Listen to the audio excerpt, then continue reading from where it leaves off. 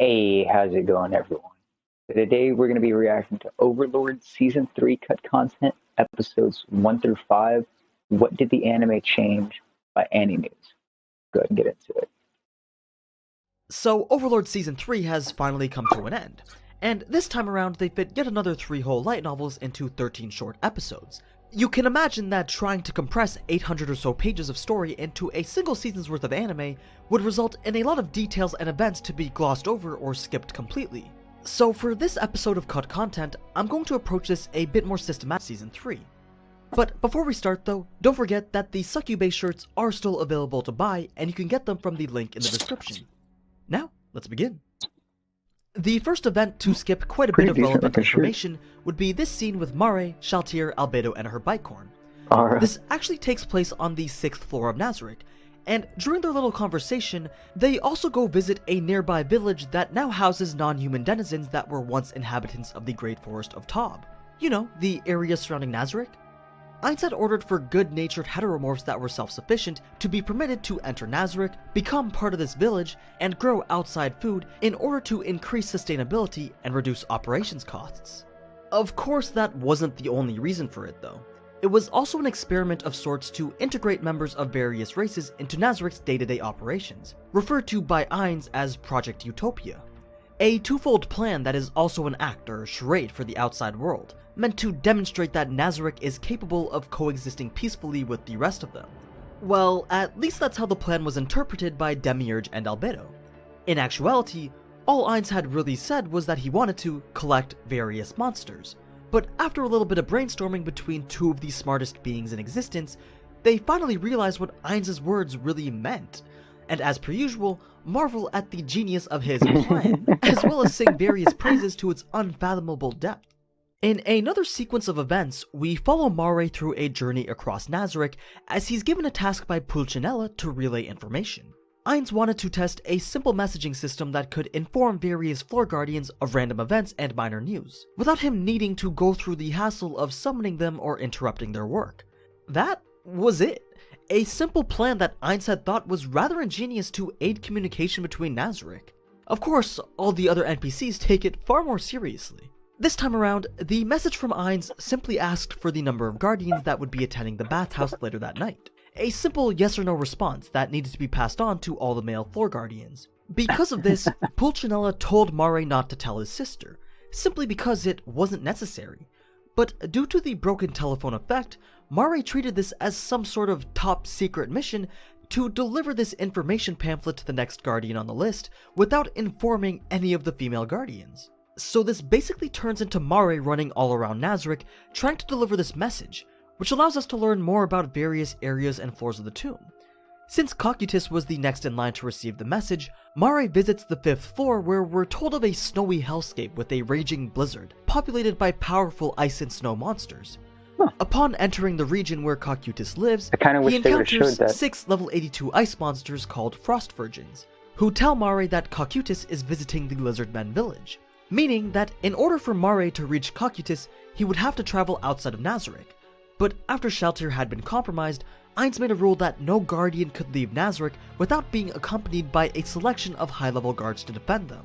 Now, normally, Mare would ask Aura for these guards, but having been sworn to keep the matter secret from his sister, he teleports to the 10th floor and goes to the Great Library Ashurbanipal to request assistance from one of Demiurge's minions.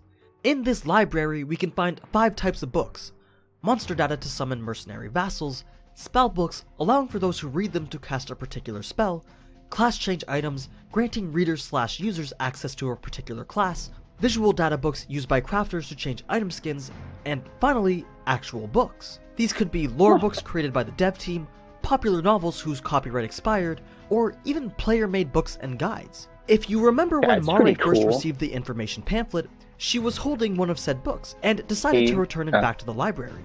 Incidentally, it was The Adventures of Tom Sawyer.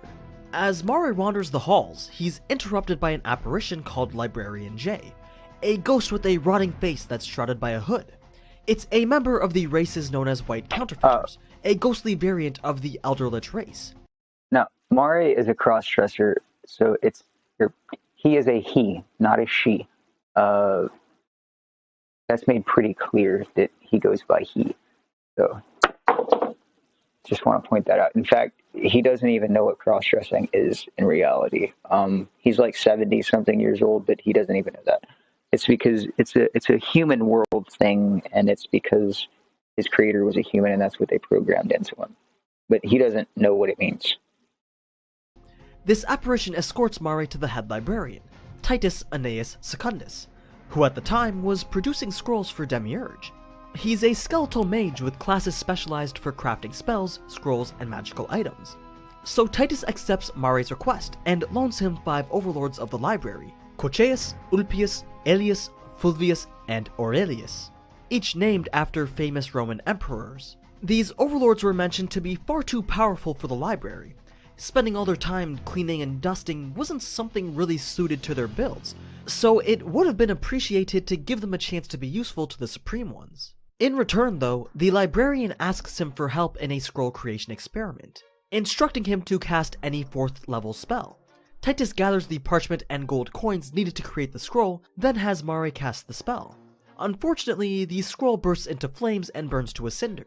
This was an expected result by the librarian, and he comments that it must be impossible to create 4th tier scrolls with the quality of parchment that he's using, also noting that a 10-year-old was a failure. As you may recall from before, this is a statement referring to the source of the parchment, Demiurge's Happy Farm. And if you somehow don't know what I'm talking about, then you need to go watch my Demiurge video right away. What is the Avalon sheep? Oh man, is it human? Please tell me it's not human. Having now earned his high-level bodyguards, Mare teleports to the surface and goes to the Lizardman Village, which then shows us a bit of insight towards what has happened to the Lizardmen since their subjugation. The first thing that Mare encounters is a lifelike stone and metal statue dedicated to Ainz Ul Gon, built as a shrine to their new overlord. It's surrounded by the highest quality offerings of flowers and food, which really pleased Mare. The village itself was far more advanced and developed than it had ever been, and its defenses now consisted of fences and watchtowers manned and patrolled by Nazareth soldiers. Each Lizardman had a medal with the Ainz Ul Gon symbol around their neck, marking them as protected vassals and servants of Nazareth. Mare is then directed to the brother of the protagonist Lizardman from Season 2. Turns out that Ainz delivered on his promise to resurrect him too. By the orders of Cocytus, he had been put in charge of the construction of a fish farm in order to increase the sustainability of the Lizardman Village by... Now, I'm wanting to give Demiurge the benefit of the doubt. So I'm going to say that it's trees that the parchment is made out of, that it's a 10-year-old tree, and they could tell by the rings on the tree. Hopefully, I really hope they're not using humans to make the parchment, because he called it Abalon sheep. I'm pretty sure Momongo would have, or Ainz would have wanted to know if it was human. By avoiding food shortages. If not for Nazareth's initial assistance, the Lizardman Village would have suffered an extreme food shortage since every single tribe bordered a single lake. A magic item that produces a large amount of food each day, called Dagda's Cauldron, was given to them. When Mare asks of Cocytus's whereabouts, he's told that Cocytus is leading a new expedition to subjugate the Toadmen with some subordinates and trainee Lizardmen. So Mare would end up having to wait, and the scene concludes there. As we move on now, we get into more of Henry's scenes with Carne Village. The next cut bit wasn't really an entire scene, but rather just a bit of context. There was a rather long conversation between Britta, Henry, Neferia, and the goblins, regarding the problems being stirred up in the forest that was heavily abridged in the anime. It's basically the whole backstory about the 3 great monsters of the forest, the beast to the south, the giant of the east, and the serpent of the west. The giant and the serpent, while eager to go to war with each other, would not dare fight seriously with each other or the beast, since there was always the possibility that should the 2 of the great 3 powers fight, the third could swoop in the last minute and finish them both off in their moment of weakness. I could see that. However, since the beast usually kept to its territory, there was very little chance that either 2 could ally against the third. There was no chance for either party to secure an alliance with the beast, but also no need to band together to defeat it since it kept to itself. Not that the giant and the serpent would even consider allying in the first place. This unsteady arrangement had reigned for quite some time until 2 unfortunate events had occurred. The first was the appearance of the Monument of Destruction, a dangerous new place in the middle of the forest ruled by undead who indiscriminately slaughtered any intruders. The Heinz's second second was home. the disappearance of the beast, who just up and vanished one day and never returned. This had shifted the power balance of the forest, and the risk of the situation became clear to the village. Should they be attacked by a large group of powerful creatures, the wall might not hold, and the village defense force would be too undermanned, under-equipped, and underpowered to deal with a protracted siege of a large enemy force already capable of destroying the walls. Lupus suggests asking Ainz for help, but since he's already done so much for them, they didn't want to become a hindrance by begging for help in solving every little problem. Nefarious suggests hiring adventurers, but that was also turned down due to being far too expensive. As you know already though, Enri ends up traveling to Erantel anyway, and what they had cut out from this was the scenes leading up to her arrest and interrogation at the gates. At first, the goblins are left behind so that they wouldn't be killed on sight, so Enri, being this lone female traveler, had attracted the attention and concern of a few soldiers stationed at the gate. Yeah, I can What see was that. even more suspicious was the powerful warhorse pulling the cart that she was driving, an animal entirely outside of her financial capabilities. Given Enri's nonchalant and carefree attitude as well, this was something very unbefitting of a lone traveler who would naturally be a nervous wreck the entire journey. Both the guards and his partner suspected her of being a powerful spellcaster, disguising herself as a village girl. So as it would turn out, Enri's plan to slip into Erantel without attracting too much attention didn't go quite as planned, as she ended up being escorted to a blockhouse for interrogation by a magician on retainer in the Magician's Guild. Everything from that point was rather similar, but what they didn't show was how Ainz ended up in Erantel as well. Alright. If you remember, because Ainz as Momo had vouched for Enri, she was allowed into the city, but the anime had cut out Ainz's journey into Erantel, which didn't really contain any significant plot points, but did have Overlord's signature humor, so I figure it's worth sharing. Typical Ainz wanted to continue building the renown of Momo and continue acquiring finances for Nazareth, which meant that he was forced to regularly undertake Adventurers Guild quests. At first, this was seen by Ainz as a great opportunity to take a break from administering Nazareth, but after a Yeah, I could while see he that just too. came to view them as nothing but boring work. His process involves completing the quest in as little time as possible, then teleporting back to Nazareth for a while before returning to the guild. Though in this particular instance, returning back to Nazareth was definitely out of the question. In fact, he was desperately trying to escape from his duties as the Overlord. Why, you may ask? Well, this.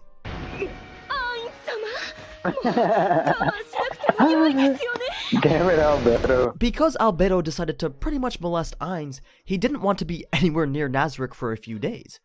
As he approaches the gates of Erantel, he looks up at it, and his heart swells with indescribable emotion. He had always wondered why guilds in Yggdrasil would capture and use cities as their guild bases, simply due to how difficult it would be to defend them. But now, he felt as if he understood. Maybe ruling a great city could be fun. So we have Momon, Nabe, and Hamsuke waiting in line to get into the city. There seems to be a longer than usual backlog of people, but Ainz casually passes the time by conversing with Hamsuke on her training with the undead. Ainz wanted to experiment to see how people learn martial arts. Though the undead were tireless beings and could train non-stop, neither Hamsuke nor the Death Knights were able to learn them. In any case, Ainz would normally continue to wait in line until he reached the front. Of course, adamantite adventurers usually get waved right through the gates. After all, they were great assets to any city or kingdom. But So, it's kind of sad that they can't learn their skills. That would have been cool. this time, the abnormal wait times caused him to lose his patience, and he gained a bit of curiosity as to what was causing the holdup. As he makes his way to the front, he overhears an ongoing interrogation and comes across Enri as the unfortunate subject. He calls out to Enri by name, which was a little blunder on his part since, technically, Momon and Enri have never met before.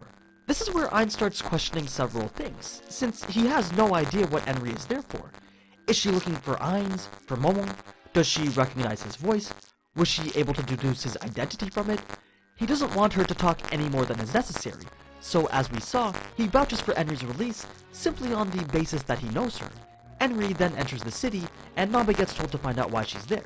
Enri had needed to visit the Adventurers Guild, but as to why was a whole other mystery to Ainz. Ainz grows a little bit anxious because this knowledge should have become well known to him much earlier from Lupus. Now, in order to not draw attention to himself while deducing the reasons for Henry's visit, he uses some adamantite class adventurer privileges that allow him to enter the Adventurers Guild through the back door. Normally, Ainz wouldn't take advantage of these privileges, as to not tarnish his reputation. But in this case, it was really important that he and Henry didn't meet face to face. This is where we come across the Guildmaster Einzak, who welcomed Ainz with a big smile and a huge hug, clearly playing up his friendliness in order to endear himself to Ainz, who at this point is pretty much a local celebrity. Ainz usually resents this type of informality and closeness, but he tries his best to be polite and not show it. Indeed, though, the friendliness is so suffocating that Ainz has a brief thought: is he gay? Wait, does he think that I'm gay? Eventually, Ainz gets around to asking about Henry's request. Normally, the Adventurers Guild would have fairly strict control over what information they'd share in order to maintain confidentiality and avoid conflicts, and Ainz isn't really one for breaking these rules either. But of course, being an adamantite adventurer makes the guild a bit more willing to bend said rules. Ainz goes ahead and phrases it as humbly and politely as possible, leaving room for Einzak to reject his request without any offense. Still though, Einzak couldn't very well back down after his previous display of friendliness, and he promises to look into the request. He returns after a bit with the receptionist, who's visibly agitated. If you remember from the anime, the receptionist wasn't very interested in the request, and she coldly chased Henry away by bringing up the fees. Both her and the guildmaster now assume that they have insulted a close friend of an adamantite adventurer, and they were worried that Ainz would get offended by this. So the receptionist is making up excuses, while the guildmaster is trying to throw the receptionist under the bus to make himself look better. Oh, this snap. was a standard tactic that I Ainz didn't was even able notice to that. easily pick up on, since it was used so often in his past life as a salaryman. A boss viciously reprimanding an employee in front of a customer in order to gain favor. Ainz comforted the receptionist and said that he wouldn't hold it against her before sending her back out to retrieve the rest of the information. Following those events in Irantel, everything is rather similar up until the epilogue, where a bunch of minor scenes were shortened and cut. But first, we need to clarify something. I'm sure that you were able to piece together from the anime that Ainz had organized the attack on Carne Village. He ordered the Naga's remaining minions, along with the final trolls and a zombified goo armed with a magic greatsword, to do so. He then tells Lupus Regina to defend the VIPs in order to test her ability to follow his orders properly. This much we know. What they didn't tell you is that Ainz figured the magic weapon that he gave Goo would be useful in the hands of someone from Carne Village, so he made sure to send it over gift wrapped in the hands of a troll. Yeah, so Ainz casually set up a false flag operation against Carne Village to test its ability to withstand sieges, make sure Lupus Regina is capable of following orders, and deliver a powerful magic sword. There was also one other reason involving Nefaria, and proving a point to convince Nefaria that he should keep his potion creation task. He's pretty a secret. smart. But that's not made clear until after Henry and Nefaria visit Nazareth, which is an event in itself that needs discussing. Yuri Alpha, being one of the remaining humanoid maids not currently occupied, was tasked with accompanying and escorting Henry, Humanoid, not Nefaria, and human. Nemu to Nazareth. It came as a shock to Nefaria when Yuri pulls out a magic item that allows for instant teleportation, something that Nefaria didn't even know to exist up until that point. The fact that Yuri wasn't a spellcaster, yet still able to use such a magic item, was an even more amazing feat, since, well, creating a magic item requires mastery of both the spell involved and item creation magic. Once the item is activated, a giant wardrobe appears before Yuri, and her guests are told to walk through the dimensional portal inside, possibly a reference to C.S. Lewis's Chronicles of Narnia. I love Narnia. Nefaria It's a tries good, to relate the good spell books. to a more advanced version of Pocket Space, which allows the user to And the first one was actually the best. Not the Lion, the Witch, and the Wardrobe. That's the first movie, yeah. But I think it's called The Magician's Nephew. That was the best book. That's where it's the one before Narnia. It's the one that tells how the witch got there. She's not from the land of Narnia. hold small items in a pocket dimension and retrieve them later. But he can't even begin to speculate how one could teleport individuals over long distances. After all, teleportation is a 5th tier. Oh, it also tells you why the wardrobe is able to work as a portal. It's because of the magic rings. They were buried underneath the tree. The tree grew for years, and it was later cut down, and its wood was used to make that wardrobe. I'm guessing that the rings are embedded in the wood somewhere still. If not, then it just the properties of the tree or the rings rubbed off into the trees. spell, but its distance is limited. As Neferia enters the new area with the others, he catches a brief glimpse of Sakura petals and a Miko Shrine Maiden before meeting Ainz. This was a reference to a minor character that has been completely cut from the anime, but is known as the 7th member of the Pleiades sisters, Oreo Omega. She's the area guardian of the Cherry Blossom Sanctuary and is in charge of overseeing the teleportation gates. Even at this point in the source material though, we still don't know that much about her. But I think it would have been a nice little Easter egg to see her briefly in the anime. Anyway, these were some of the most major cuts from the light novel. Of course there were some other minor cuts that gave more context or greater details, but they're not entirely essential to the story. A few examples would be the fact that Ainz gave the homunculus maids who clean Nazareth vacation days, because he reasoned that their working conditions would be unethical if it were demanded by any corporation.